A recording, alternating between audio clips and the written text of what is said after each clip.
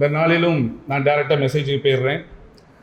உங்களோட கூட பகிர்ந்து கொள்கிற நான் நினைத்த பொழுது வேற ஒரு மெசேஜை நான் ப்ரிப்பேர் பண்ணி வச்சுருந்தேன்.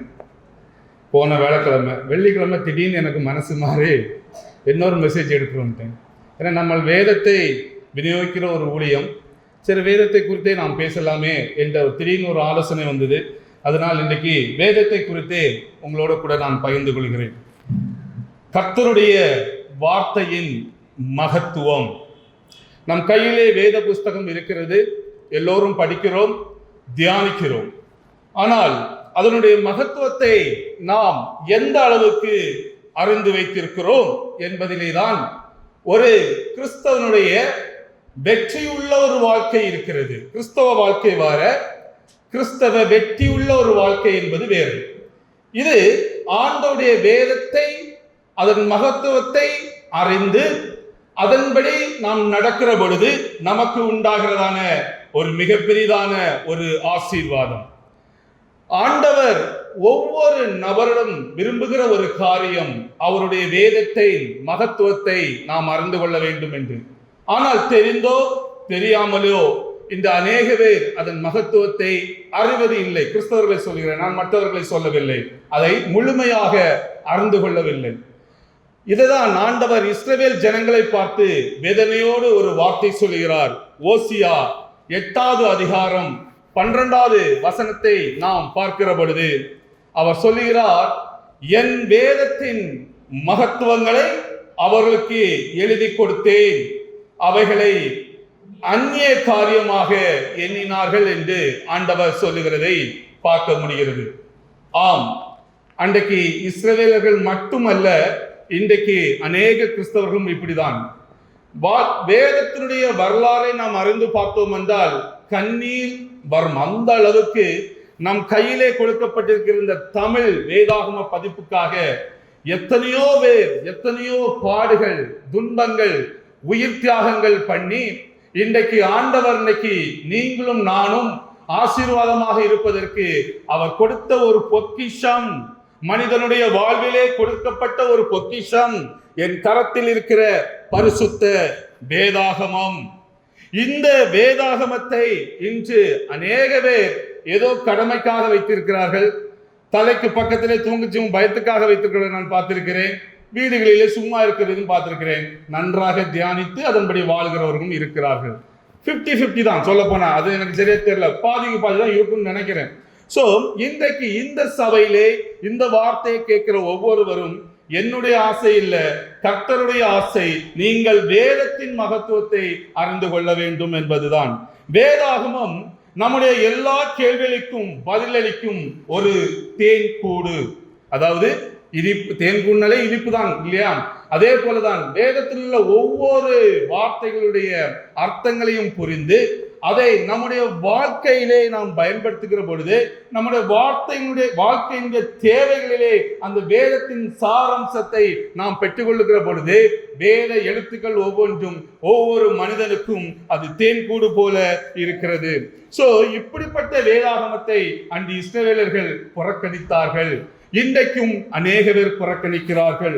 சோ வேதத்திலே ஆண்டவருடைய அன்பு, அவருடைய இரட்சிப்பின் திட்டம், தேவ நோக்கம், அதோடைய தேவ சித்தம், மனித வரலாற்றிலே தேவன் தொடர்ந்து இடைப்பட்ட காரியங்கள் எல்லாம் வேதத்திலே மனிதனுக்காக கொடுக்கப்பட்டிருக்கிறது.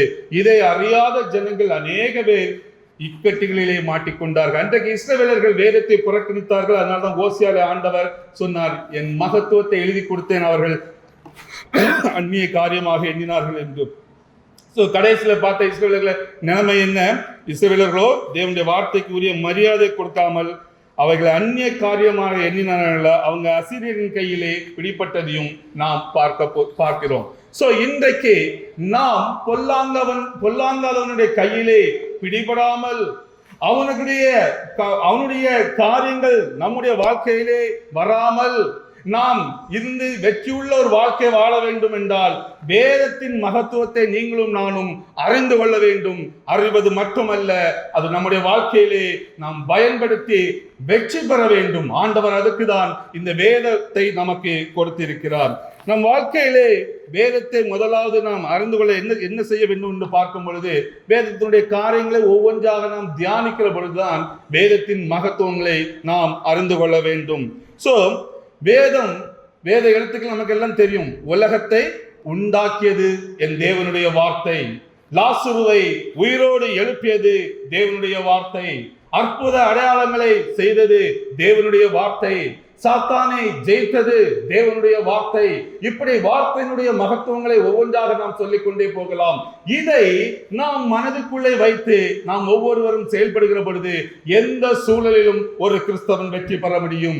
நோயா என் தேவனாலே சுகமாக்க முடியும், பிசாசின் தொல்லையா என் தேவனுடைய வார்த்தைக்கு அது கீழ்ப்படியும்.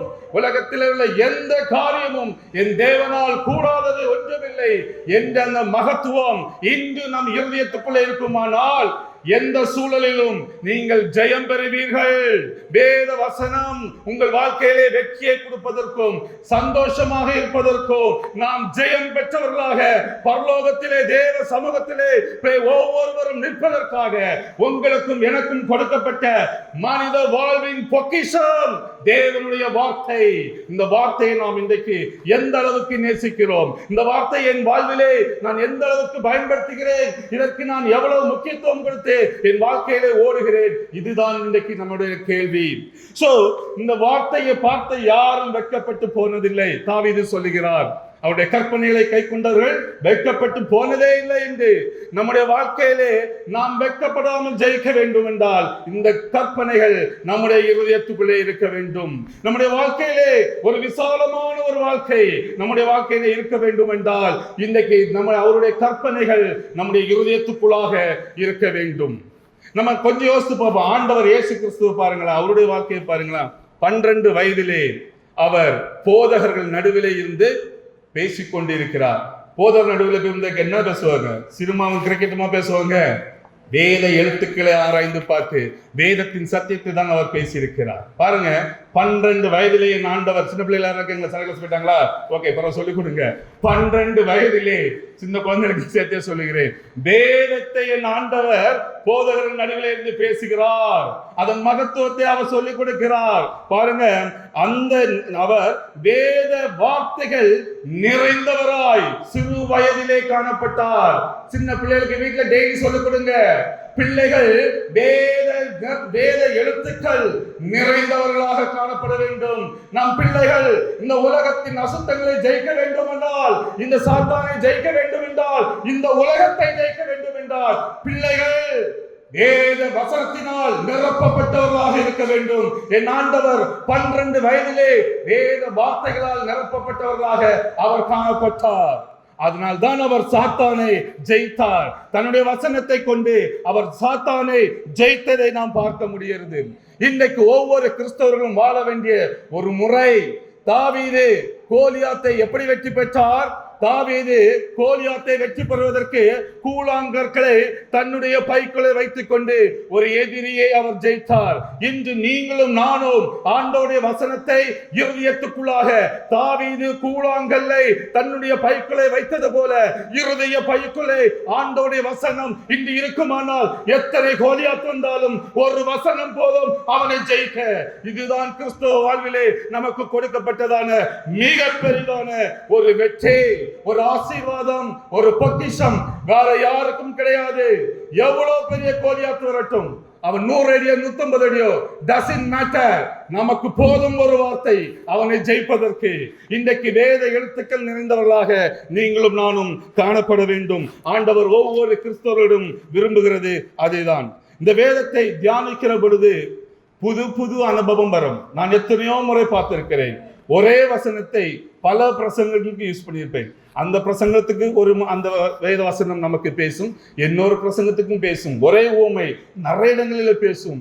நான் பார்த்து ஆச்சரியப்பட்ட ஒரு காரியம், கர்த்தருடைய வார்த்தையின் இந்த மகத்துவத்தை என்னுடைய சொந்த வாழ்க்கையிலே நான் இப்படி பார்த்து ருசி பார்த்திருக்கிறேன். சோ இன்றைக்கு ஆண்டவர் அப்படிப்பட்ட வார்த்தையை உங்களுக்கும் எனக்கும் மகத்துவமாக கொடுத்திருக்கிறார்.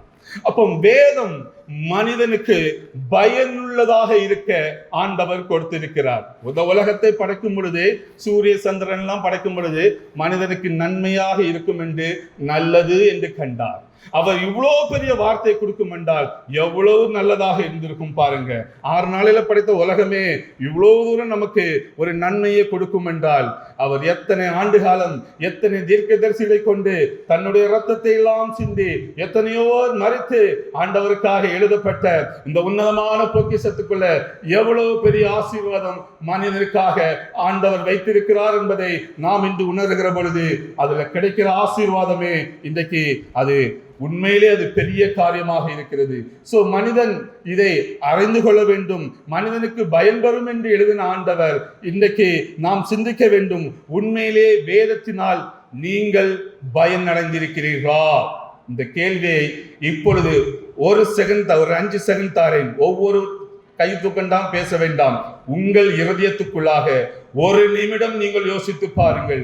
ஒவ்வொரு நாளும் இந்த வேத வசனம் உங்கள் வாழ்க்கையில எப்படியெல்லாம் பயன் கொடுத்திருக்கிறது, எவ்வளவு பெரிய பொக்கிஷத்தை ஆண்டவரின் கையிலே கொடுத்திருக்கிறார். இதனால் நான் பயன் பெற்றிருக்கிறேனா? என்னென்ன பயன் பெற்றிருக்கிறேன்? நாம் சிந்திக்க கடவோம், சிந்தித்து செயல்படுவோம். இல்லை என்றால் தயவு செய்து வந்துடுங்க, ஆண்டோட வசனத்துக்கு நேராக வந்து நின்று அவரை நோக்கி கூப்பிடுங்க. உங்க வாழ்க்கையில எப்படியாவது ஒரு சூழலில இந்த வசனம் பயன்பெறும் இல்ல, உங்களை அது சுதந்திரத்து வெற்றி பெற செய்யும்.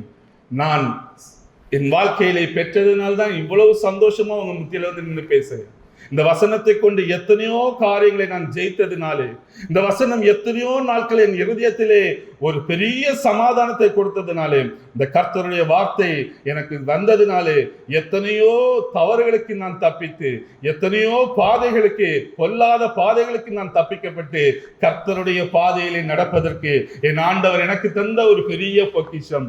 ஒவ்வொரு நாளும் நினைத்து ஆண்டவருக்கு முன்பாக நான் நன்றி சொல்லுகிறேன். கர்த்தர் என் வாழ்க்கையிலே கொடுத்த பொக்கிஷம் என் படிப்பு அல்ல, என் உயர்வு அல்ல, என்னுடைய பிசினஸ் அல்ல, நான் உயர்த்தப்பட்டிருக்கேன் உலக பிரகாரம், அது அல்ல. அது எனக்கு சமாதானத்தை கொடுக்கல. அதனால்தான் டெய்லி பிரச்சனை வந்துட்டே இருக்கிறது. அதனால்தான் எனக்கு இருதயம் துக்கப்பட்டு கொண்டிருக்கிறது.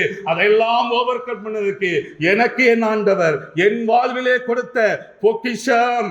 இது இல்லை என்றால் நான் இன்றைக்கு மண்ணுக்குள்ளாக போயிருப்பேன். இந்த வேத புஸ்தகம் தான் என்னை உங்கள் முன்பாக இன்னைக்கு பேச வைத்திருக்கிறது. கர்த்தருடைய வார்த்தை ஜீவன் உள்ளது. அதை நீங்கள் பிடித்துக் கொள்ளுங்கள். ஒவ்வொரு நாளும் உங்க வீட்டில் யோசிங்க, இந்த வேதத்தினாலே நான் பயன்பெற்றிருக்கிறேனா என்பதை யோசித்து நீங்கள் செயல்பட வேண்டும். அதற்காக தான் நீங்களும் நானும் அழைக்கப்பட்டிருக்கிறீர்கள். இந்த வேத வசனம் அது ஒரு எழுத்து அல்ல, வேதத்தில் இருக்கிறது வரைக்கும் எழுத்து. நீங்கள் படித்து இருதயத்துக்குள்ளாக இருந்து வெளிப்படுகிற பொழுது அதிலிருந்து ஒரு சக்தி வெளிப்படுகிறது. புரிகிற மாதிரி சொல்ல, அதாவது ஜீவன், வேதத்தின்படி சொல்ல வேண்டும் என்றால் அந்த வார்த்தையிலிருந்து ஜீவன் வெளிப்பட்டு உங்களுக்கும் எனக்கும் அது ஒளியாக ஒவ்வொரு நாளும் இருந்து கொண்டிருக்கிறதை நாம் அறிவோம். இந்த வேதம் எத்தனையோ பேருடைய ஆத்துமாவை உயிர்ப்பித்திருக்கிறது. கர்த்தருடைய வேதம் குறைவற்றதும் ஆத்துமாவை உயிர்ப்பிக்கிறதுமாக இருக்கிறது.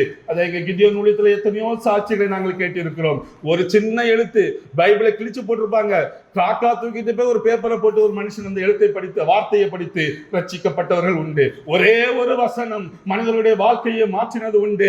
அதுதான் ஜீவனுள்ள வார்த்தை, ஆத்துமாவை உயிர்ப்பிக்கிற வார்த்தை. ஏதோ ஒரு சூழலில் நிற்கிற பொழுது கர்த்தருடைய வார்த்தை எத்தனையோ மனிதர்களும் பேசி இன்றைக்கு ஆண்டவருக்கு சாட்சியாக நிற்கிற மனிதர்கள் லட்சமோ லட்சம் இதே தேசத்திலே. அப்படி என் வேதம் வேலை செய்கிறதுக்கு ஒவ்வொரு மனிதனுடைய ஆத்துமாக்குள்ளையும். அப்ப இந்த வேதத்துக்கு நான் எவ்வளவு முக்கியத்துவம் கொடுக்க வேண்டும்? அதுக்காக வேதத்துக்கு முக்கியத்துவம் கொடுக்கணும், பைபிள் பிரேயர் பண்ணாதுங்க, அதெல்லாம் நான் சொல்லவில்லை. வேதம் எந்த அளவுக்கு படிக்கிறோமோ அந்த அளவுக்கு ஒரு மனிதன் பைபிள் ஜெபம் பண்ண வேண்டும். எந்த அளவுக்கு ஜெபம் பண்றோமோ அந்த அளவுக்கு சுவிசேஷம் அறிவிக்கின்ற. மூன்றுமே ஒரு கிறிஸ்தவனுடைய கடமை, மூன்றுமே ஈக்குவலாக இருக்க வேண்டும். வேதமும் சரி, ஜெபமும் சரி. அதோட நிறுத்திவிடக் கூடாது. ஏதோ ஒரு விதத்தில் யாருக்காவது நான் ஆண்டவரை அறிவிக்க வேண்டும் என்ற தாகம் உள்ளுக்குள்ளே இருக்க வேண்டும். இது நம்முடைய கடமையாக இருந்து கொண்டிருக்கிறது. சோ இந்த வார்த்தை, ஆண்டவருடைய வார்த்தை ஒரு மனிதனுக்குள் வந்துவிட்டால், ஒரு மனிதனுக்கு கொடுக்கப்பட்டு விட்டால் நிச்சயம் நிறைவேறும், நிச்சயம் நிறைவேறும். நான் கர்த்தருக்கு முன்பாக சாட்சியாக நிற்கிறேன். பல வருடங்களுக்கு முன்பாக ஆண்டவர் எனக்கு கொடுத்த வார்த்தை, பல வருடங்களுக்கு முன்பாக என் இருதயத்துக்குள்ளே என்னை நம்பப்படின வார்த்தை 5 வருஷம் கழிச்சு நடந்திருக்கிறது. நான் அதில் உறுதியாக இருந்திருக்கிறேன். இன்றைக்கும் பல காரியங்களுக்காக அதே வார்த்தையை பிடித்து என் தேவ சமூகத்திலே காத்திருப்பது உண்டு. ஏனென்றால் அவர் சொன்னால் சொன்னதுதான், அவர் சொல்ல நிற்கும், கட்டளையிட நிற்கும், சொல்ல ஆகும் என்று வேதம் சொல்லுகிறது இல்லையா? அது மாறவே மாறாது. நீங்கள் உறுதியாக இருக்கிற பொழுது சொன்ன வார்த்தை நிச்சயமாக நிறைவேறுகிறதை நீங்கள் பார்க்க முடியும். எடுத்துக்காட்டாக நம்ம பார்க்கணும்னா யோசிப்போட வாழ்க்கையில சொன்னாரு, சின்ன வயசுல இருக்கும்போது சொன்னாரு இல்லையா?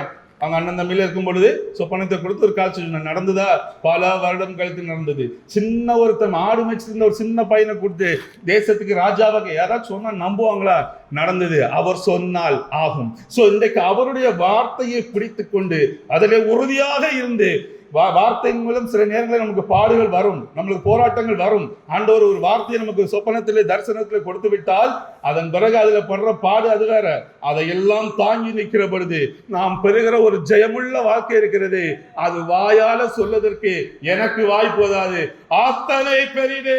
நான் ருசி பார்த்து கொண்டு சொல்லியிருக்கிறேன். என் ஆண்டவர் பல வருடத்துக்கு முன்பாக சொல்லியிருக்கிறார். வார்த்தையை என் கண்களுக்கு முன்பாக தரிசனத்திலே காண்பிச்சிருக்கிறார். நான் உறுதியாக நின்றிருக்கிறேன். ஒரு நாள் வரும் பாருங்க ஜெயம். அறியாத ஒன்று என்னுடைய திறமைக்கு மேலானதாக இருக்கும். ஆச்சரியமாக பார்ப்பேன். அதன் பிறகுதான் பார்த்தேன், எப்பா ஆண்டோடைய வசனத்துக்கு இவ்வளவு வல்லமையா என்று நான் இன்றைக்கு சாட்சியாக நின்று முன்பாக பேசிக் கொண்டிருக்கிறேன். சோ கர்த்தருடைய வசனத்தை ஒவ்வொருவரும் நாம் கை கொள்வதனாலே பிதா, குமாரன், பரிசுத்த ஆவியானவர் உங்களுக்குள்ளே வாசம் செய்கிறவராக காணப்படுகிறார். யோவான் 14ஆம் அதிகாரம் 23ஆம் வசனத்தில் சொல்லப்படுகிற போல, என்னில் அன்பா இருக்கிறவன் கற்பனைகளை கை கொள்ளுவான். நாங்கள்னா 3 பேரும், பிதா, குமாரன், பரிசுத்த ஆவியானவர் வந்து அவனுக்குள் வாசம் செய்வோம் என்று ஆண்டவர் சொல்கிறார். கற்பனைகளை, வார்த்தைகளை கை கொள்ளுகிற பொழுது கிடைக்கிறதான மிகப்பெரிய ஆசீர்வாதம், திரியேக தேவன் நமக்குள்ளாக வாசம் செய்கிற உன்னதமான ஒரு அனுபவம். இதை நாம் இன்றைக்கு பெற்றுக்கொள்ள வேண்டும். சோ வசனத்தை உறுதியோடு கை கொள்ளுங்கள், நம்பிக்கையோடு கை கொள்ளுங்கள். ஒருபொழுதும் ஆண்டவருடைய வசனத்தை நாம் உறுதியாக பிடித்த எந்த மனிதர்களும் தோல்வியுற்றார்கள் என்று வேதத்தில் ஒரு சாட்சியும் இல்லை. நான் நேரடியாக பார்த்ததில் எந்த சாட்சியும் இல்லை. அவர்களுக்கு கிடைத்தது ஜெயம், வேற எதுவுமே கிடைக்கவில்லை. பாடுகள் இருந்து, போராட்டம் இருந்து, கண்ணீர் இருந்து, ரத்தம் சிந்துதல் இருந்து, ஆனால் கிடைத்ததோ ஜெயம்.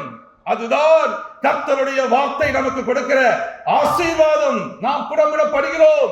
வசனத்தின் மூலம் சில நேரங்கள் புடமிடப்படுக வேண்டிய ஒரு சிச்சுவேஷன் உண்டு. ஆனாலும் உறுதியாக இருக்கிற மனிதன் பெற்றுக் கொள்கிறதான ஒரு பெரிய ஆசீர்வாதம் ஜெயம். ஜெயம், வெற்றி, வாழ்க்கையின் கிடைக்கக்கூடிய பெரிதான ஆசீர்வாதம் வெற்றி. அதுதான் சொன்னேன், மனுகுலத்தின் பொக்கிஷம். இந்த வேத வசனம் மனுகுலத்தின் பொக்கிஷம். விட்டுறாதுங்க. ஏதை விட்டாலும் சரி, குடும்பமே போனாலும் சரி, சொத்து எல்லாம் போனாலும் சரி, விட்டுறாதுங்க, விட்டுறாதுங்க. இருதயத்துக்குள்ளாக வைத்துக் கொள்ளுங்கள். எங்க போகணுமோ அங்க கொண்டு உங்களை கரெக்டா விடும். உங்கள் வாழ்க்கையின் வெற்றி எதுவும் அது இதுல இருக்குது. உறுதியாக பிடித்துக் கொள்ளுங்கள். இன்றைக்கு சபைக்கு முன்பாக நான் மகத்துவத்தை பற்றி சொல்லுகிறேன். இதே போல பல வருடத்துக்கு முன்பாக ஒரு சபை, நமக்கு தெரிஞ்ச சபை, தெசலோனிக்கர் சபையிலே ஆண்டவருடைய வார்த்தையின் மகத்துவத்தை அந்த மக்கள் அறிந்திருக்கிறார்கள். அதை பவுல் 1 தெசலோனிக்கர் 2:13 சொல்லுகிறார். ஆகையால் நீங்கள் தேவ வசனத்தை, 1 தெசலோனிக்கர் 2:13, ஆகையால் நீங்கள் தேவ வசனத்தை எங்களாலே கேள்விப்பட்டு ஏற்றுக்கொண்ட போது அது மனுஷர் வசனமாக ஏற்றுக்கொள்ளாமல் தேவ வசனமாகவே ஏற்றுக்கொண்டதினாலே நாங்கள் இடைவிடாமல் தேவனுக்கு ஸ்தோத்திரம் செலுத்துகிறோம். அது மெய்யாகவே தேவ வசனம்தான். விசுவாசிக்கிற உங்களுக்கு அது பலனும் செய்கிறது. இன்னைக்கு நம்ம கையில வேதம் பிரிண்ட் பண்ணி கொடுக்கப்பட்டிருக்கிறது. அன்னைக்கு பவுல் பிரசங்கம் பண்ணுகிற பொழுது வாயில போய் சொல்லிட்டு வந்திருப்பாரு. எனக்கு தெரிஞ்சு அவர் கையில போய் சுருளோ எதுவும் கொண்டு போயிருக்க மாட்டாரு. வாயினால் தேவ வசனத்தை அறிக்கையிட்டு இருக்கிறார்கள். ஒரு முறை காதல கேட்டிருப்பாங்க.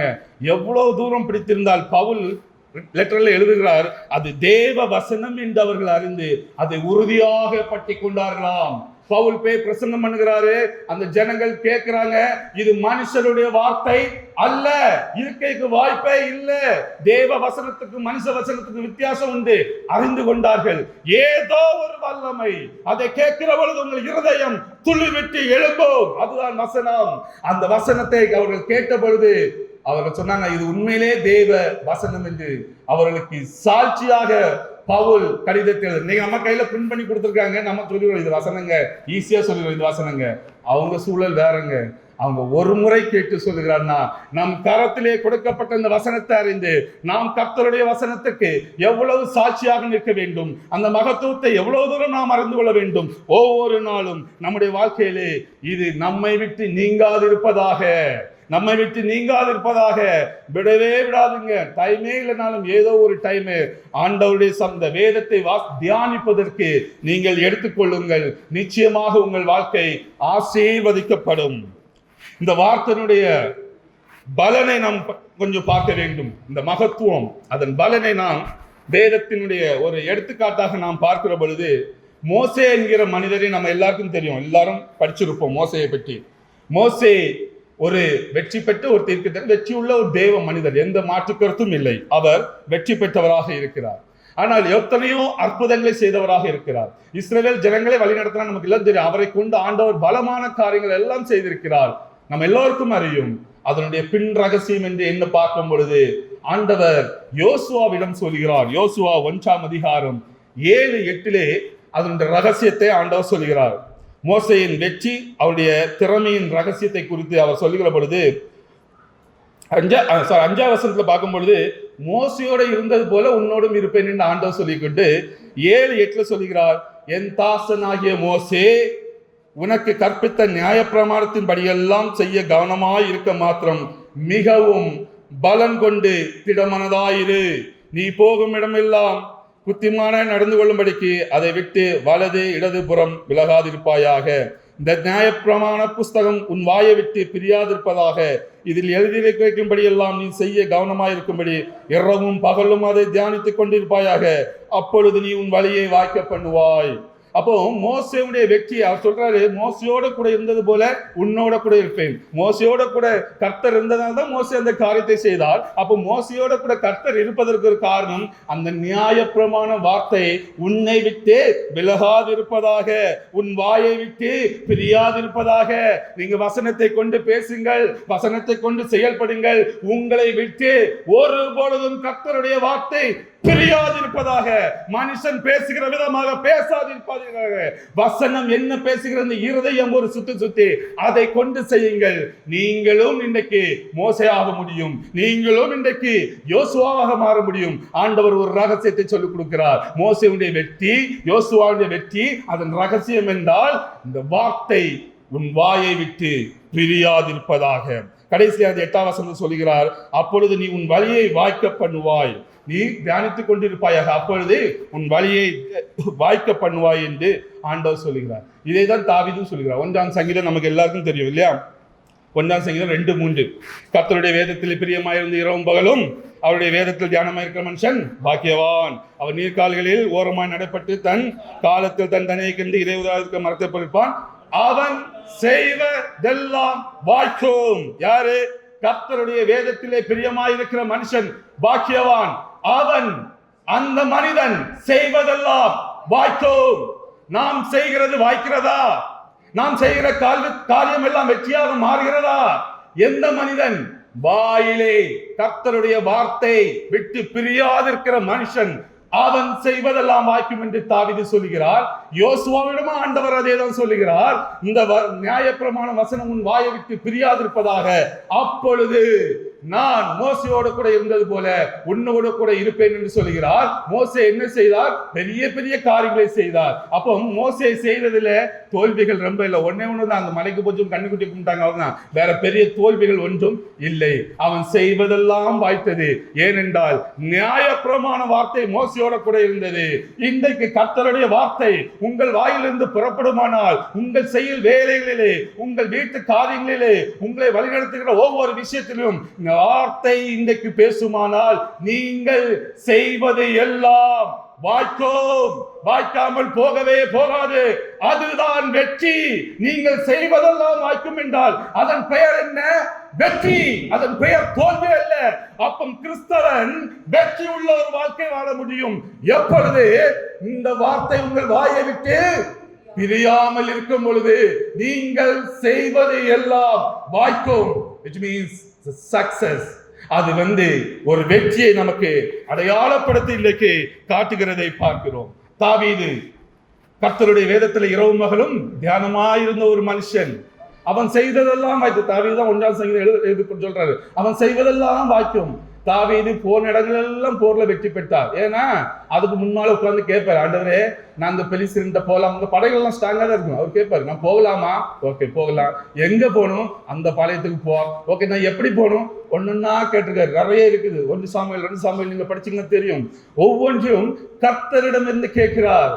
அதிகாலையில எழும்பி கர்த்தருடைய வசனத்துக்காக காத்திருந்தேன் என்று சொல்கிறார். யாருங்க? யாரு? ஒரு சாதாரண கம்பெனில வேலை பார்த்தவர் இல்ல, ஒரு சாதாரண கிளர்க் இல்ல, நாட்டுக்கு ராஜா. அதிகாலையில இருந்து தேவனுடைய வசனத்துக்கு காத்திருந்திருக்கிறாரு. அதனால்தான் அவர் செய்ததெல்லாம் வாய்த்தது. அவருக்கு போராட்டம் இருந்தது, அவருக்கு கண்ணீர் இருந்தது, எல்லாம் இருந்தது. ஆனால் மனுஷனுக்கு தோல்வி இல்லை, வெற்றியாக வாய்ந்தது. அவருக்கு மட்டுமல்ல, வேதத்தில் உள்ள எல்லா பரிசுத்தவான்களுக்கும் எல்லா மனிதர்களுக்கும் வெற்றியாக இருந்தது. ஏனென்றால் கர்த்தருடைய வார்த்தை அவர்கள் வாயை விட்டு பிரியாதிருந்ததனாலே அவர்கள் எல்லாரும் வெற்றி உள்ளவர்களாக காணப்பட்டார்கள். இன்று நீங்களும் நானும் நாம் வெற்றி உள்ள ஒரு வாழ்க்கை வாழ வேண்டும் என்றால் வேதத்தில் எல்லா சாதனை செய்த மனிதர்கள், தெய்வ மனிதர்கள் ரகசியம் இதுதான், வேற ஒன்றுமில்லை. அவருடைய ரகசியம் இதுதான். அந்த ரகசியத்தை சொல்கிறேன். நீங்களும் நானும் வெற்றி பெற வேண்டும் என்றால் வேத வசனம் உங்கள் வாயை விட்டு இன்றைக்கு தெரியாதிருப்பதாக ஒரு பொழுதும் இனி வார்த்தையை விட்டு விலகாதிருங்கள். அந்த வார்த்தையிலே ஓடி உயிரே இந்த வார்த்தையாக இருக்கணுங்கிற மாதிரி வார்த்தையாலே வாழ்ந்துருங்க. வார்த்தையாகவே அந்த வார்த்தை பேசிதான் செய்யுங்க. இந்த வார்த்தைக்காக காத்திருங்க. நீங்கள் செய்வதெல்லாம் வாய்க்கும். இந்த வேதம் இவ்வளவு பெரிய மகத்துவத்தை என் ஆண்டவர் என்ன அழகாக நம்மளுக்கு கொடுத்திருக்கிறார். மனுஷ வாழ்விலே இந்த வெற்றியை நாம் இன்றைக்கு ருசி பார்க்க வேண்டும். அடுத்ததாக முக்கியமாக நான் எல்லாம் உங்கள்கிட்ட சொன்னேன், வேதத்தின் மகத்துவத்தை, அந்த ரகசியத்தை, அந்த வேதம் எப்படி இன்னைக்கு நமக்குள்ள கிரியை செய்கிறது, அந்த ரகசியத்தை நாம் இன்னைக்கு கொஞ்சம் பார்க்கணும். இது எப்படி நமக்குள்ள வேலை செய்யுதுன்னா, கர்த்தருடைய வசனம் ஆவியும் ஜீவனமாக இருக்கிறது. யோவான் 6ஆம் அதிகாரம் 63வது வசனம் சொல்கிறது. அவருடைய வசனம் எப்படி? வார்த்தையாக சும்மா சாதாரண லெட்டர் இல்ல, ஆவியும் ஜீவனம், வாழ்க்கை, லைஃப், ஸ்பிரிட் அண்ட் லைஃப் இல்லையா? வார்த்தை ஆவியும் ஜீவனமாக இருக்கிறது என்று வேதம் சொல்லுகிறது. நான் கூட ரொம்ப நாளா கிறிஸ்தவ, சின்ன வயசுல இருந்த கிறிஸ்தவம் தான். ஆனால் ஒரு அனுபவம் ஒன்று வேணும் இல்லை, அதை பிடித்துக் கொள்வதற்கு ஒரு முறை 2020 கொரோனா டைம், அந்த ஸ்டார்டிங் டைம், ஒரு 1 மந்த் லாக்டவுன் போட்டான்னு பாருங்க. வீட்டை விட்டு யாரும் போக முடியாது, பயங்கரமான லாக்டவுன். அந்த நேரத்தில் என்னுடைய பையன் இருக்கிற ஃப்ரெண்ட்ல அவனுக்கு ஒரு ஃபீவர், ஒரு நாள் ஈவினிங் டார்ச்சர், பயங்கரமான ஃபீவர் வந்தது. அப்போ நான் எல்லாத்தையும் கேட்குறேன், ஹாஸ்பிட்டல் எங்கேயாவது ஓப்பன் ஆயிருக்கான்னு. யாரும் திறக்கல. அந்த இனிஷியல் டைம் யாருமே பயந்து ஹாஸ்பிட்டல் ஓப்பன் பண்ணல. அங்கே மட்டும் தான் இருந்தது, கவர்மெண்ட் ஹாஸ்பிட்டல் மட்டும் தான் இருந்தது. அங்கே போகிறதுக்கும் பயம், ஏன்னா அங்கே கொரோனா வார்டு இருக்குன்னு சொன்னாங்க. ஃபீவர் பண்ணாலே பிடிச்சிக்கணும், அங்கே போட்டுருவாங்களே, அந்த பயம். ஒரு பயத்தில் என்ன பண்ணலான்னு சொல்லிட்டு அப்படியே உட்கார்ந்துட்டே இருந்தேன். இது மார்னிங் ஒரு 5 மணிக்கு இருக்கும். அவன் முடியாமல் படுத்து கிடந்தான். அவனுடைய தலையை பக்கத்தில் நான் சேரை போட்டு உட்கார்ந்துருக்கேன். அப்போ என் உள்ளத்துக்குள்ள ஒரு கேள்வி, இது நான் என் மகனுக்காக எவ்வளவு துக்கப்பட்டேன் என்று இருக்கிறேன். ஏன்னா ஹாஸ்பிட்டல் இல்லை, டாக்டர்கிட்ட கூட்டு போக முடியாது, பக்கத்தை சுற்றி இருக்க ஹாஸ்பிட்டல் எல்லாம் லீவு. அப்போ என்னுடைய ரொம்ப ஒரு கஷ்டமாக இருந்தது. அப்போ நான் உடனே என் மனதுக்குள்ளாக ஒரு கேள்வி எழுந்துச்சு, இதே போல வேதத்தில் யாராவது தன் பிள்ளைக்காக பாரப்பட்டவங்க இருக்காங்களா? இப்படிதான் நான் உடனே உண்மையிலே சொல்லுவேன். இந்த எண்ணம் எனக்குள்ளாக வந்தது. நான் உடனே என் கேள்வி இப்படி எழும்பும் பொழுதே எனக்கு ஒரு சம்பவம் ஞாபகம் வந்து, மத்தேயு 15ஆம் அதிகாரம் 28வது வசனத்துல ஒரு கானானிய ஸ்திரீ தன் மகளுக்காக போய் வேண்டுகிறாள். வேண்டுகிற பொழுது அந்த வசனத்தை படி, 28 வசனம் தானே, 15:28, அந்நேரமே அவள் மகள் சுகமானாள். அந்த விசுவாசத்தை பார்த்து ஆண்டவர் சொல்கிறார். உடனே இந்த வசனத்தை நான் பார்க்கவும் எனக்குள்ள ஒரு பெரிய ஒரு ஆறுதல் வந்தது, ஒரு நம்பிக்கை வந்தது. இந்த வசனத்துக்கு மேலே நான் கரங்களை வைத்து நான் உண்மையை அப்படியே சொல்லுகிறேன், கூட்டி குறைத்து எதுவும் சொல்லவில்லை. 2 முறை கை வைத்து இந்த வசனத்தை அப்படியே நான் என் வாயினாலே அறிக்கை செய்து, ஆண்டவரே, ஒரு கானானிய ஸ்திரீ, அன்னைக்கு அவங்க இஸ்ரவேலர் இல்லை, அந்த பெண் கேட்ட பொழுது மகளுக்கு சுகம் கொடுத்தீங்க, நான் உங்க பிள்ளை, என் பிள்ளைக்காக கேட்கிறேன், சுகம் கொடுங்க ஆண்டவரேன்னு சொல்லிட்டு பைபிளை மூடி வச்சுட்டு அங்க பார்க்க ஒருத்தன் பெட்ல இருந்து எழும்பிட்டு, டாடி சரியா இருக்கு டாடி, டேய் உட்கார்றா, சரியா இருக்கு டாடி, டேய் உட்கார்றா. பார்த்தா 5 நிமிஷம் கழிச்சு பார்க்க பின்னால எங்க வீட்டுக்கு பின்னால கொஞ்சம் இடம் இருக்குது, ஆளு போய் விளாட ஆரம்பிச்சிட்டாரு. எப்படி இருக்குன்னு நினைச்சு பாருங்க. அப்படி ஒரு சந்தோஷம், அப்படி ஒரு பரவசம். ஒரு வேத வாசனத்தை 2 முறை என் வாயினால் உச்சரித்தேன். ஒரு நம்பிக்கையோடு, ஒரு விசுவாசத்தோடு ஆண்டவர்கிட்ட கேட்டேன். வேற வழி இல்லை. மற்றபடினா நம்ம என்ன பண்ணிருக்கோம், நேரம் இங்கே போயிருக்க மாட்டோம், ஹாஸ்பிட்டலும் போயிருக்கோம். அது வேற. ஆண்டவர் அந்த சூழல் அந்த நேரத்துக்கு கரெக்டாக கொடுத்துருக்காரு. எனக்கு விசுவாசத்தை பலப்படுத்த நான் கேட்டேன். உடனே சுகம். நான் அன்று இரவு இன்று யோசிக்கிறேன், என்ன ரகசியம் இதில்? சாதாரண ஒரு வார்த்தை அற்புதம் செய்யாதே. எப்படி ஒரு புக்கில் லெட்டர் படிச்ச அற்புதம் செய்யாதே. நான் கர்த்தருடைய வார்த்தை 2 முறை என் வாயினால் உச்சரித்தேன். இது எப்படி ஆயிற்று? இது எப்படி நடந்தது? இந்த சுகம் எப்படி நடந்தது என்று எனக்குள்ளாக ஒரு பெரிய கேள்வி. வேதத்தை ஆராய ஆரம்பித்தேன். ஏதோ ஒரு ரகசியம் இதில் இருக்கிறது. இந்த வேத எழுத்துக்கள் ஒவ்வொன்றுக்கு பின்பாக மிக பெரிதான ஒரு ரகசியம் இருக்கிறது. இதை நாம் அறிந்து கொள்ள வேண்டும், இதை நாம் புரிந்து கொள்ள வேண்டும் என்று நான் வேதத்தை ஆராய்ந்து பார்க்கிற பொழுது எனக்கு முதலாவது கிடைத்த வசனம், கர்த்தருடைய தேவனுடைய வார்த்தையில் ஆவியும் ஜீவனமாக இருக்கிறது என்று. அப்புறம் ஜீவன் இருக்கிறது, வார்த்தைக்குள்ளாக ஜீவன் இருக்கிறது. அந்த ஜீவன் இன்னைக்கு இவனுக்கு ஒரு சுகத்தை கொடுத்திருக்கிறது. இது எப்படி உண்டாயிற்று? நல்லா கொஞ்சிடுங்க, யாரும் சிந்தனைகளை மாத்தாதுங்க, ரொம்ப முக்கியமானது. எப்படி ஒரு வார்த்தைக்குள்ள ஜீவன் வந்தது? எப்படி இந்த ஜீவன் செயல்பட்டது? இந்த கேள்வி எல்லாம் எனக்குள்ளாக வந்தது. இதுதான் வேதத்தின் மகத்துவம். ஆண்டவர் நமக்கிட்ட தந்திருக்கிறார் பாருங்க. இப்போ சொல்றேன். சோ இந்த வசனம் கர்த்தருடைய வாயிலிருந்து வந்தாலும், நம்ம கையில கொடுக்கல வசனம், கர்த்தருடைய வாயிலிருந்து வந்த வசனம் வந்தாலும் கிறிஸ்துவின் மரணத்தின் மூலம் உயிர்ப்பிக்கப்பட்டது. அல்லேலூயா. கிறிஸ்துவின் மரணத்தின் மூலம் ஒவ்வொரு வார்த்தையும் உயிர்ப்பிக்கப்பட்ட உயிருள்ள ஜீவனுள்ள வார்த்தை. அந்த ஜீவனுள்ள வார்த்தை ஒரு மனிதனுக்குள் இருந்து புறப்படுகிற பொழுது அது ஜீவனை உண்டு பண்ணுகிறது, சுகத்தை கொடுக்கிறது. அதுதான் ஏசாயால சொல்லும், அது செய்ய வேண்டிய காரியங்கள் எல்லாம் செய்து முடிக்கிறது, வெறுமனே திரும்பாது. ஏசாயா 55:11. ஏனென்றால் அவருடைய மரணத்தின் மூலம் இது உயிர்ப்பிக்கப்பட்ட ஒரு வார்த்தை. நீங்க நல்லா பாருங்க, பழைய ஏற்பாட்டில் அற்புதம் நடந்திருக்கும்.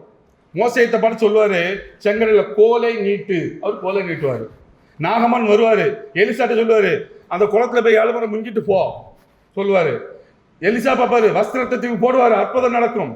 ஒரு ஒரு பெண்ணுடைய மகன் இறந்து போவான், எலிசா போவார், அங்க போய் என்ன பண்ணுவாரு, உடம்புல சூடேத்தர, கண்ணுக்கு மேல கண்ணு வைப்பாரு, பாடிக்கு மேல பாட வச்சு பண்ணுவாரு. அதெல்லாம் வேற. ஆனால் இந்த புதிய பாட்டிலே ஒன்றும் தேவையில்லை. சிறு பெண்ணே எழும்பு, லாசருவே எழும்பு, இயேசுவின் நாமத்தினாலே போ, நீங்கள் கட்டளையிட அது ஆகும். ஏனென்றால் கிறிஸ்துவின் மரணத்தின் மூலம் ஒவ்வொரு வார்த்தைக்கும் ஜீவன் கொடுக்கப்பட்டிருக்கிறது. இந்த ஜீவனுள்ள வார்த்தை ஒரு மனிதனுக்குள் இருந்து, ஜீவனாக இருக்க உங்களுக்குள் இருந்து வெளிவருகிற பொழுது அது ஜீவன், அது உயிர்ப்பிக்கிறது, அது செய்ய வேண்டியதை செய்கிறது. அதுதான் புதிய ஏற்பாட்டிலே உங்களுக்கும் எனக்கும் கொடுக்கப்பட்ட மிகப்பெரிய ஒரு ஆசீர்வாதம். இது எப்படி உண்டாகிறது? எபிரேயர் 9ஆம் அதிகாரம் 16-17 வசனங்களை பார்க்கும் பொழுது, எபிரேயர் 9ஆம் அதிகாரம் 16-16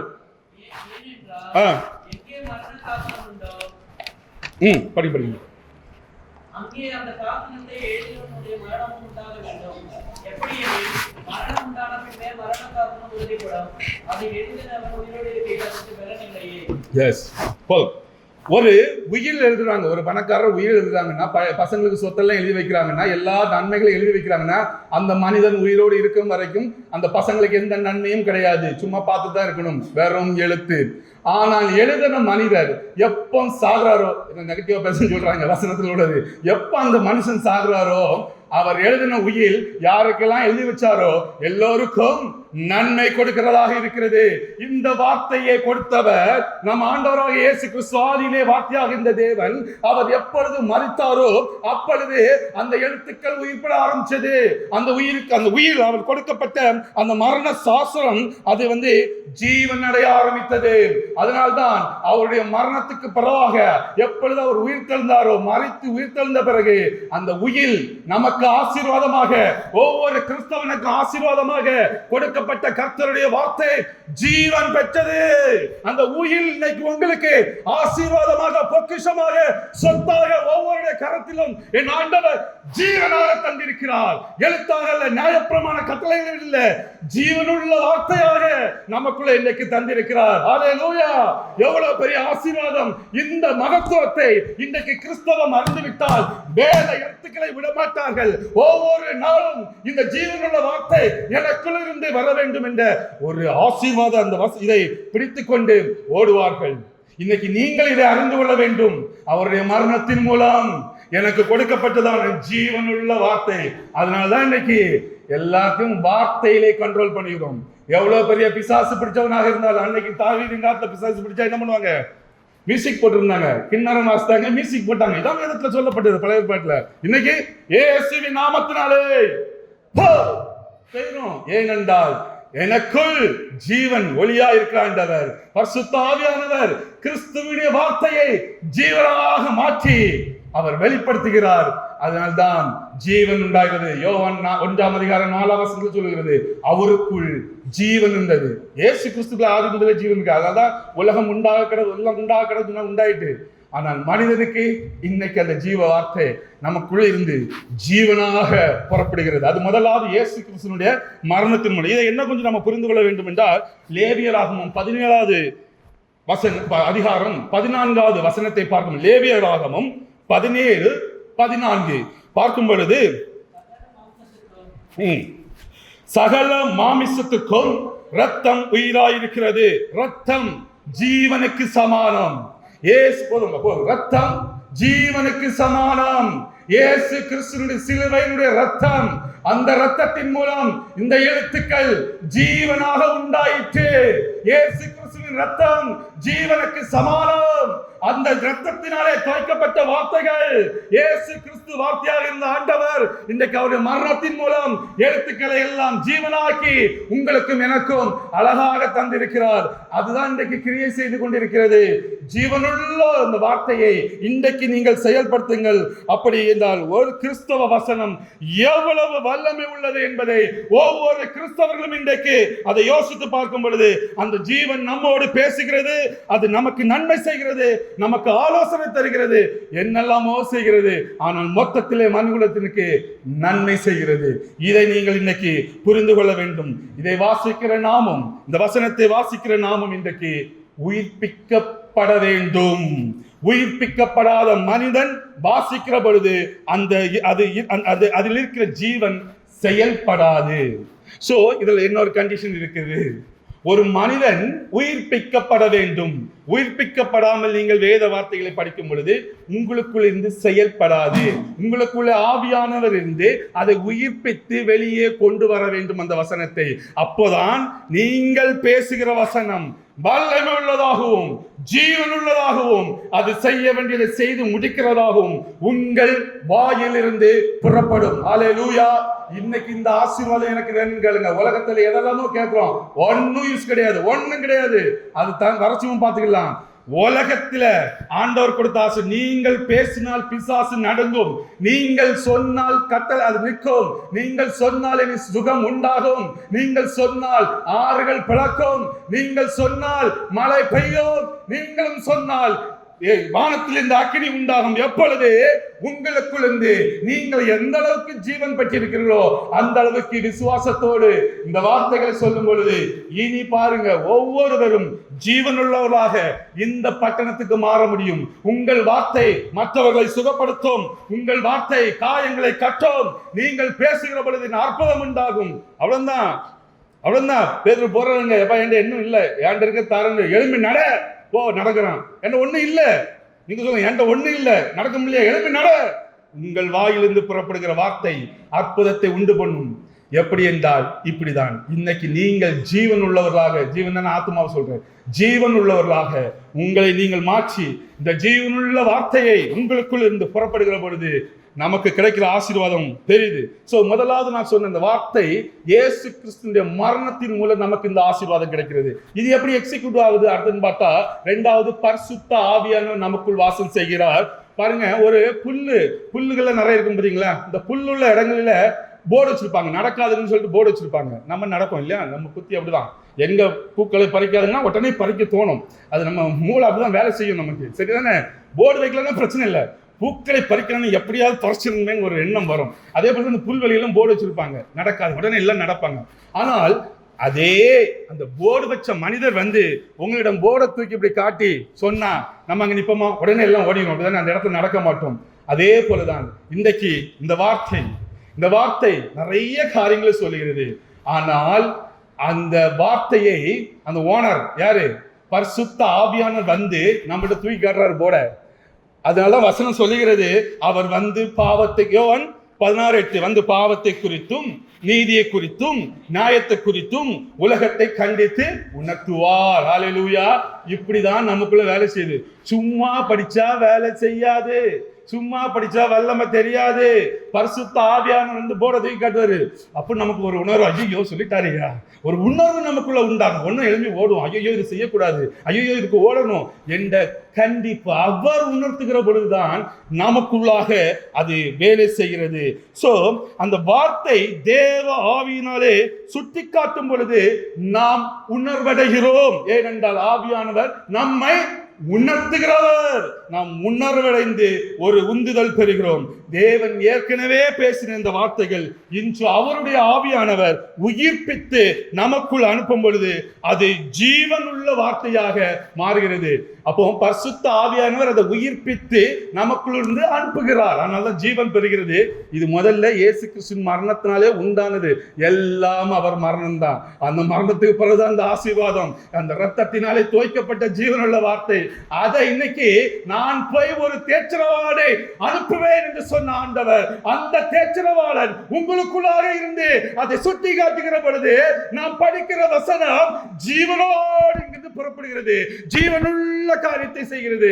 இதுதாங்க இந்த வேதத்தின் மகத்துவம். இன்னைக்கு அந்த ஜீவனுள்ள அந்த காரியத்தை நீங்களும் நானும் பெற்றுக்கொள்ள வேண்டும். தேவ ஆவியினால் ஒரு வார்த்தைகள் உயிருள்ளவர்களாக உணர்ந்து பின்பற்றும்படியான ஒரு மறு பிறப்பின் அனுபவம் ஒவ்வொரு மனிதனுக்கும் இன்னைக்கு இருக்க வேண்டும். அப்படி இருக்கும் பொழுது இன்றைக்கு அது பெரிய பெரிய காரியங்களை இன்றைக்கு நம்ம வாழ்விலே இன்னைக்கு செய்யும், நாளைக்கு இல்ல, இன்னைக்கு செய்யும், இன்னைக்கு செய்யும். நீங்கள் ஒரு உணர்வோடு போங்க.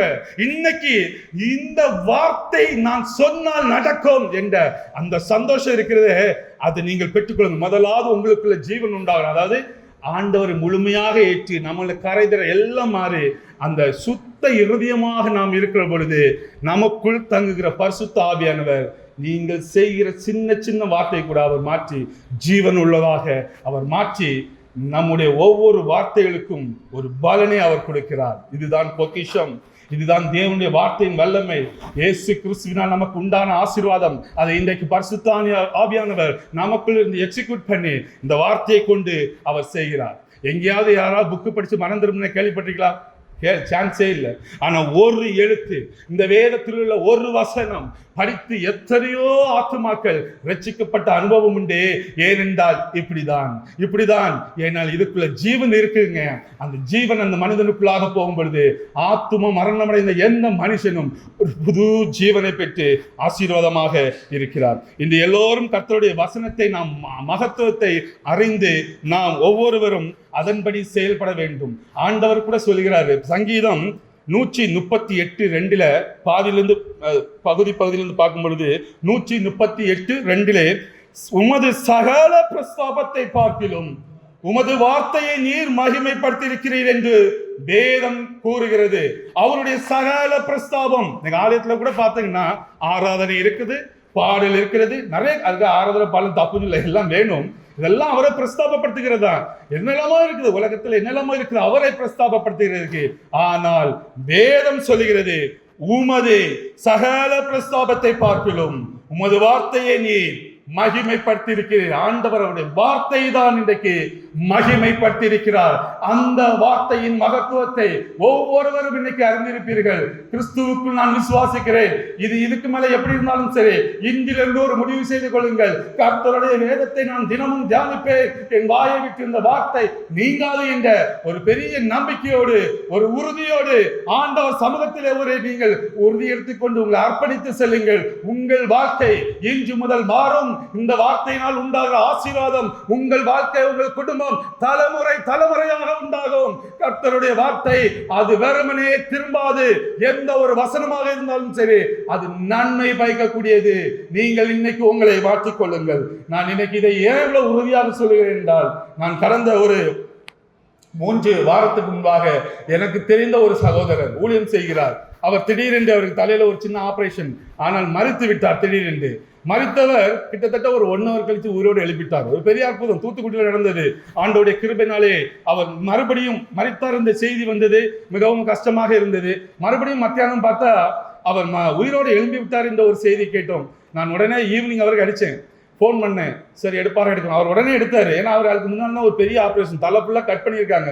ஒரு காயத்தில் கஷ்டப்படுவார். அவர் அடிச்சு, பிரதர் பேச முடியுமா? ஒன்றும் இல்லை பிரதர், காயம் ஒன்றும் இல்லை பிரதர், அங்கே ஒன்றும் இல்லை, எல்லாம் போயிட்டு ஆண்டவர் சுகப்படுத்திட்டாரு. நேற்று தானே ஆப்ரேஷன், ஆப்ரேஷன், அதுக்கு என்ன ஆப்ரேஷன், தளம் கூட எல்லாம் ஆக்கிட்டாருன்றது. ஹல்லேலூயா.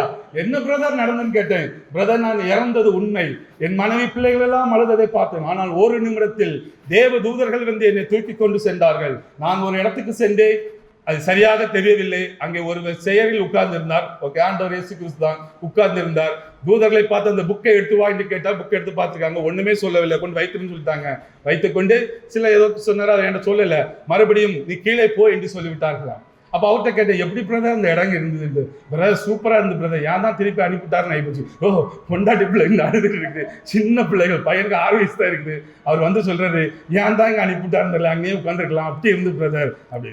அங்கே என்ன இருந்ததுன்னு கேட்டா அவர் ஒரே ஒரு வார்த்தை என்று சொன்னாரு, பிரதர், அங்கே நான் நிற்கிற பொழுது என்னை சுற்றி கேட்ட ஒரு சத்தம், கர்த்தருடைய வசனம். எந்த வசனம்? நம்ம கரத்திலே கொடுக்கப்பட்ட இந்த வசனம் தான் ஒலித்து கொண்டே இருக்கிறது. தமிழா வேற லாங்குவேஜ், தமிழ்ல தான், ஏன்னா அவருக்கு தமிழ் தானே புரியும். தமிழில் எனக்கு கேட்டுக்கொண்டிருக்கிறது, யாரை நான் அனுப்புவேன், யார் எனது காரியமாய் போவார். இப்படி வேதத்துள்ள வசனங்கள் அங்க ஒலித்து கொண்டே இருக்கிறது பிரதர். எல்லாமே வசனம் தான் பிரதர். ஆண்டவர் வசனத்தை கொண்டுதான் நியாயந்திருக்கிறார் பிரதர், வசனத்தை கொண்டுதான் எல்லாம் செய்கிறார் பிரதர் என்று அவர் அவருடைய சாட்சியை கேட்டபோது நான் மிகவும் சந்தோஷம் பட்டேன். கொஞ்சம் யோசித்தும் பார்த்தேன். நான் உடனே முடிவு எடுத்தேன், இனி நம்ம கொஞ்ச நாளைக்கு வசனத்தை குறித்தான் பிரசங்கமே பண்ணணும். ஏனென்றால் பரலோகத்தில் இவ்வளவு முக்கியம். அதான் ஆண்டவர் சொல்கிறது, சகல பிரஸ்தாபத்தை பார்க்கிலும் உமது வார்த்தையை நீர் மகிமைப்படுத்தி இருக்கிறீர் என்று சங்கீதம் 138:2 சொல்லப்பட்டிருக்கிறது போல, ஆண்டவர் பரலோகத்தில் அவர் இருக்கும் இடமெல்லாம் கர்த்தருடைய வசனத்தை அவர் மகிமைப்படுத்தி கொண்டே இருக்கிறார். இன்று பூமியிலே அவர் அந்த வசனத்தை உங்கள் மூலம், என் மூலம் செயல்படுத்த விரும்புகிறார். நன்கு உள்ளங்களே, சகோதர சகோதரிகளே, இன்றைக்கு உங்களை மாற்றிக்கொள்ளுங்கள். எப்படிப்பட்ட வாழ்க்கையில இருந்தாலும் சரி, எந்த சூழலிலே இருந்தாலும் சரி, எப்பேற்பட்டவர்களாக இருந்தாலும் சரி, இன்று ஒரு அர்ப்பணிப்போடு கடந்து செல்லுங்கள். இன்றிலிருந்து என் கர்த்தருடைய வார்த்தைக்கு நான் முக்கியத்துவம் கொடுப்பேன். அந்த வார்த்தை என்னை விட்டு பிரியாது, என் வாயிலே என் வார்த்தை பேசும் என்ற ஒரு முடிவோடு செல்லுங்கள். சின்ன பிள்ளைகளாக இருந்தாலும் கர்த்தர் உங்களை இந்த தேசத்திற்கு ஒரு மோசையை போல, ஒரு யோசுவாவை போல, அவர் ஒரு தாவீதை போல உங்களையும் எல்லாரும் பயன்படுத்த முடியும். உங்களுடைய பேக்ரவுண்டை பார்க்காதீர்கள். நீங்கள் வாயிலே கர்த்தருடைய வார்த்தை கொண்டு செல்லுங்கள். நீங்கள் ஆசீர்வதிக்கப்பட்ட ஜனங்களாக ஆண்டவர் உங்களை மாற்றுவார். அதற்கு உங்களுக்கு கொடுக்கப்பட்ட பொக்கிஷம் என் தேயில் இருக்கிற ஆண்டவருடைய பரிசுத்த வேதாகமம். இந்த பொக்கிஷம் உங்கள் வாயை விட்டு நீங்காதிருப்பதாக இயேசு கிறிஸ்துவின் நாமத்தினாலே சொல்லுகிறேன். உங்கள் வாழ்க்கை வெற்றியுள்ள வாழ்க்கையாக மாறும். நீங்கள் ஜெயம் பெற்ற கிறிஸ்தவர்களாக ஒரு நாள் மாற முடியும். இந்த உலகத்தை ஜெயிக்க ஆண்டவர் கொடுத்த பொக்கிஷம் கர்த்தருடைய வேதம். இந்த மகத்துவத்தை அறிந்து கொள்ளுங்கள். இந்த வார்த்தைக்குள்ளே ஜீவன் இருக்கிறது. இந்த ஜீவன் மனுஷனுக்கு, இன்றைக்கு அவருக்குள் ஜீவன் இருந்தது, அது மனுஷனுக்கு ஒளியாக இருந்து நமக்குள் இருந்து அந்த ஒளி செயல்படும். ஒருவேளை நம் தேசம், நம் பட்டணம் இருளாக இருக்கலாம், நீங்கள் போகிற பகுதி ஒளியாக மாறும். இயேசு கிறிஸ்துவின் நாமத்தினாலே நான் சொல்லுகிறேன், கர்த்தர் உங்களை கொண்டு பலமான காரியங்களை செய்வாராக. இந்த வார்த்தையின் ஆசீர்வாதம் உங்களோடும் உங்கள் குடும்பத்தோடும் ஒவ்வொரு நாளும் இருப்பதாக. உங்கள் வாயை விட்டு பிரிவாதாக. இந்த ஆசீர்வாதத்தை ஒவ்வொருவரும் பெற்று கர்த்தருடைய நாமத்தை மகிமைப்படுத்துங்கள். கர்த்தர் தாமே இந்த வார்த்தைகளை ஆசீர்வதிப்பாராக. ஆமென்.